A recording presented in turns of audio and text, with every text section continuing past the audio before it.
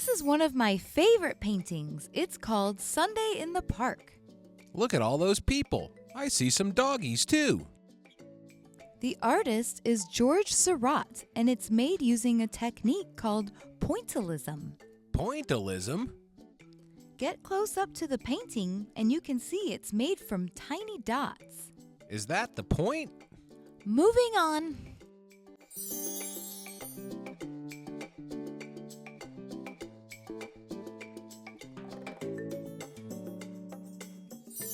Look at this painting, Mikey. They're having lunch in the same park. It's a different park. It's called Luncheon on the Grass by Edward Monet. All these artists have fancy names. Well, Mikey, this artist was French. I like French fries. I know, Mikey.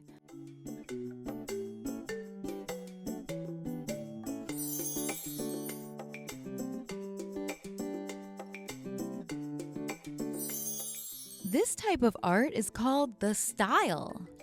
I could paint this one. Well, that's what's wonderful about art. Let's go get a square meal. The paintings are making you hungry, Mikey? Get it? Square meal? This artist was called Mondrian. He often used squares in his art and possibly his meals.